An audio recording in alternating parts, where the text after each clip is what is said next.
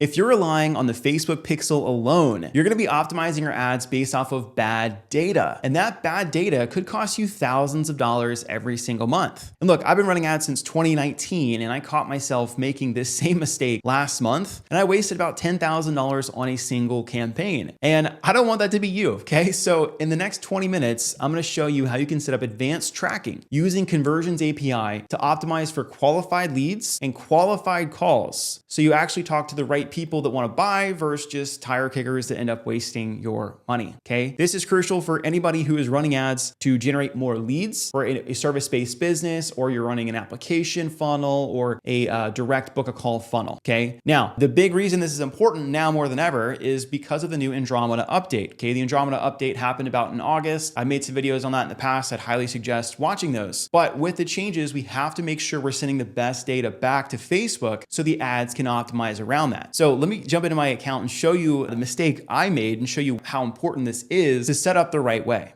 All right, so we are in my ad account here, and these are the two campaigns. So one of them I did right, one of them I did wrong, okay? The one that I did wrong is this one over here. As you guys can see, I spent about $10,395, and I messed up, okay? I messed up because I had too many calls being reported, and it was way more calls being reported than was actually happening. And I'm gonna show you how to make sure you don't do this, but let me just show you, because you can see, oh man, 29 calls, $355 cost per call, that's great. But this is Hyros, that's what I use for my attribution tracking. There's other softwares like that. But in reality, this only actually booked me 16 calls. So it almost doubled. It almost double reported how many calls came from this set of ads. So you can see my cost per qualified call is $2,500, right? Huge boo-boo. I was like, what is going on, right? And Facebook over here says my cost per call is $355. And you could even see the discrepancy of like calls that happened and calls that were qualified, all right? Last week I made some adjustments and you can see cost per call is at $664. Qualified is 9, 12 calls and 2 deals, right? And this is actually way more accurate. I have 16 calls reported by Facebook. It over attributed a little bit where I only have 12 calls that have actually happened, but way better. Way better. Now, let me emphasize this, why this is even more important, okay? So if you have bad data, here's what's gonna happen. I'm gonna show you this one ad. So this ad right here, okay? It's Gen Screen Share. Let me go ahead and pull this over. You're gonna see exactly what I mean. Okay, so I messed this up big time, okay? I had 2 calls, only 2 calls happened from this one ad, okay? Facebook thought it had 8 calls, okay? So it was like, man, you're doing so good. So what happens with the Andromeda update is based off of the output, right? So this one clearly outperformed a lot of the other ads based off what Facebook saw. So Facebook gave it more money to spend, okay? But in reality, it didn't. It only got me 2 calls. So it thinks it got me 8. So it spent a lot more money than some of the other ones that probably should have got spent. So again, with the Andromeda update, what happens is whatever event you're optimizing for, so for me is schedules, if you're getting a lot of pixel fires or a lot of event fires for an action, it's gonna show more of that ad. But again, the problem is, well, what if that's actually not happening? Like this one, that ad is gonna get a lot more spend. So you can see across all of these, like all of them over-reported, right? 8 calls, that was actually the closest one, actually pretty good. Again, this one had 2 calls, Facebook thought I had 8. This one, Facebook thought I had 4, had 1. Facebook thought I had 3, had 1. Facebook thought I had 3, had 2, and a client. Like this one should have gotten more spent, right?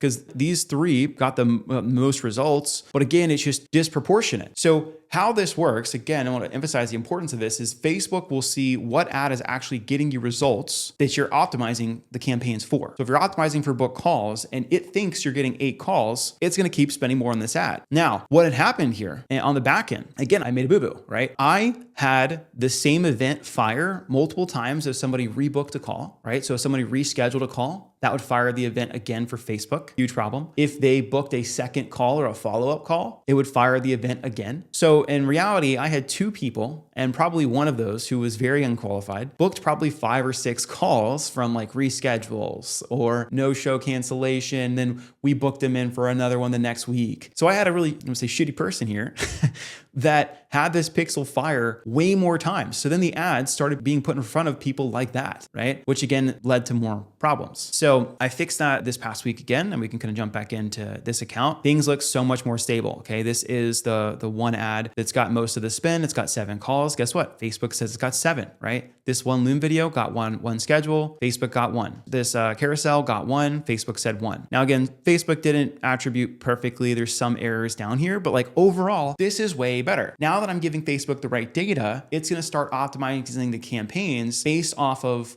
the results that it's seeing too. Okay. So this is extremely, extremely important. Now, let me first just like explain to you guys what is Pixel versus Conversions API, because what I'm going to share with you guys in this video is going to be more Conversions API of like how to set it up using Go High Level and Zapier to make sure that, again, the events match appropriately. Now, you guys have probably heard about the Facebook Pixel, right? The Facebook Pixel is essentially a line of code that is put on your website, right? So if I'm over here and someone books a call with me, there's gonna be a pixel that's on this page for page view, as you can see, but in reality, every page is essentially something that looks like this, right? It's just a bunch of code. And when the line of code lands, like when it hits a page and it has a line of code on it, that's where the pixel is installed. So when the browser loads the page, that pixel event is there, and then it fires, and then it pushes it back and says, and Facebook sees that activity because that line of code is on your website, okay? That at a very high level is what a pixel is. It fires from the user's browser. Now, we are in a stage now where data privacy, all that stuff is becoming more important. Since iOS 14, you can now like opt out of tracking. You can still track with UTM parameters and stuff like that. But I will say, as we continue to progress through this privacy-driven era, there's going to be more limitations on what events we can push back to Facebook. So it's going to become harder and harder to track people. Google also has mentioned before about cutting off the UTM parameters and adding more security there too. So what's going to be more and more important is if it's becoming harder and harder for us to really rely off of just this pixel data line of code, because essentially some of these browsers can just strip them. Right? If someone uses an ad blocker as a plugin, it's going to strip it. So it won't actually pass back to Facebook. So that's a problem, because if Facebook can't see the activity that's going on your website, it can't optimize for more of those people taking that action. So this happened in like 2020, 2021. They introduced Conversions API. And slowly but surely, this is now kind of the mainstream thing that most people are doing. And if you're not doing this, you're way behind the ball curve. You should be doing this, okay? Conversions API sends data directly from your server back to Facebook. Okay. So this has all the information that you could possibly need, even if someone is using cookie blockers or, pulling things off, right? So essentially what can happen here is when somebody fills out a time, right, with their name, phone number, email, and all this data from Go High Level, that's my platform I use, I can push this data manually back to Facebook. And I can actually only push back data of qualified people. And that's what I want to show you in this video, is to walk through how to actually do that. Because if you're tracking just, hey, I want all leads, I want all schedules, I want all people who will fill out applications, and there's no like filtering out of that with this post and draw on era, you're going to get a bunch of cheap leads. Okay. You have to understand the goal of Facebook is to give you, or Meta, is to give you the event that you're optimizing for. More of that event. So if you're optimizing for leads, it's going to give you the cheapest cost per lead. Okay. Cheapest cost per lead doesn't mean best quality. The same thing for if you're optimizing for a schedule or a complete application. They're going to give you as many as possible. That doesn't mean they're going to be good quality. So you have to, as an advertiser, as a business owner, learn how to only send back the best quality leads. Okay. We can do this with applications. We can do this by having it on the form of like an opt-in, asking a question, is this you, yes or no? And again, only people that say yes, the pixel fires for. And we can also do, I'm going to show you in this in a second, is you can actually optimize ads based off of people who show up on sales calls and get pitches, or potentially people who buy. Just depends on your overall volume. All right. But this is what you need to be doing. Right. And I'm going to show you exactly how to do that. Okay. So let me just give you an example of this real quick. Right. So here is a VSL funnel. Right. So this is a 20-minute VSL funnel. It says, direct to book a call. This is what we're running right now for a lot of our traffic. If I go book a strategy call, the calendar isn't just here. Right. If I did do that with Go High Level, I would get, that event for schedule would fire every time. But again, I don't want just all schedules. I only want people who are qualified. So I'll come back over to my ads manager really quick, and I'll scroll all the way down here. Actually, it's right here, right? So cost per lead is $150, right? So 20 people essentially have filled out this form right here, right? 20 people have filled this form out. And of those, 7 people have booked calls. The rest were unqualified or like just didn't book a call. So I'm okay with that. I expect that to be the case. I don't want everybody to book a time. Right? So this is actually 8. So this shows application submitted is my pixel event for if someone is qualified. So that's actually pretty good, right? 8 people submit applications for this ad. and 7 of them booked. That's a pretty good throughput all the way through. But the goal of the funnel here is to disqualify people first, right? Some people might say, oh man, I got 20 leads, they weren't qualified, but that doesn't matter. At the end of the day, what matters is your ROAS, right? This one ad, I just launched these last week, but that one's at a 1.62 just from the past week. And this one down here is crushing at a 12x. But again, that's just because it's still early on in the process, right? But again, like I don't care about these 45 people that applied and only of those, 12 people booked calls. Like I care end of the day about just the ROAS on across the entire campaign. Okay. So again, we can optimize for just qualified people. So what happens is when this is completed, the people that are good fits will see a calendar. The people who are not good fits will say, hey, thanks for your application. We'll reach out with you with next steps. And then if we do qualify them, we will send them a calendar invite and they will book. An event will still fire, but I only want good quality people coming through, right? The second way you can do this, like I said, is you can actually just put this in the form itself. So I do have like a paid ads school group. If you guys haven't seen it, you can go ahead and check it out. It'll be in the link in the description. It's great. But inside this form, you'll see I've got name, phone number, email, and then I have a question. Are you an online coach with at least 10 clients and can invest at least $1,000 a month in ads? Yes or no? Well, if they put yes, the event is going to fire. If they put no, the event will not fire. This is a longer term cycle, so I don't have these ads optimized for schedule. I do have them optimized for lead, but the only event that's going to fire for a lead is if someone says, yes, I'm an established coach, essentially, right? So then I can start to train the pixel, put this ad in front of more people like this, not just anybody who's going to fill this form out, because man, we get people who come in through here who are not coaches at all or who do low ticket, right? Or they don't have any money to invest in ads. And it's like, well, don't go through an ads mini course if you don't have money to invest in ads. And over time, your pixel is going to get smarter, okay? Now, let me show you guys how to actually set this up logistically, okay?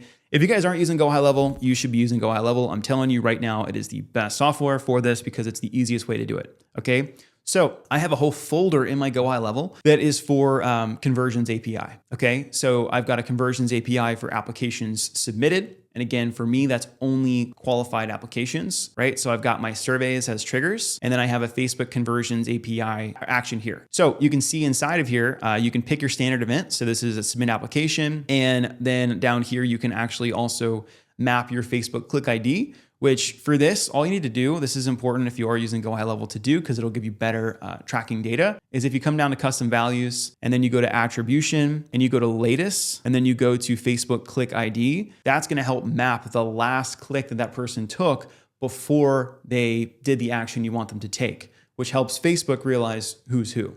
Okay, but you'll see for each of these triggers here, this is only firing if the survey they completed is disqualified. Or sorry, disqualified is false, so it means they're qualified. So I have that for the mini course, I have it for the VSL, and then I also have one on my homepage. So again, only people that get passed back to Facebook are going to be people who have completed an application who are qualified. Now I have that set up for a bunch of different events in here too. I've got it set up for purchases. I've got it scheduled for a scheduled call. And let me show you the adjustment that I made to this, because this was my boo-boo last month. If you're using Go High Level and the trigger is appointment status is confirmed, this is my sales team's group, that's what you want. But the problem is I tried to do this to where I was like, I don't allow reentry. But I looked at the help docs and I discovered that it doesn't matter if you have allow reentry on or off, because essentially if someone books a new appointment, it's a new event. So the trigger is an event. It's not based off of a contact. So what had happened on that original campaign where I showed you there was 8 calls that Facebook reported, but only 2 happened, was that this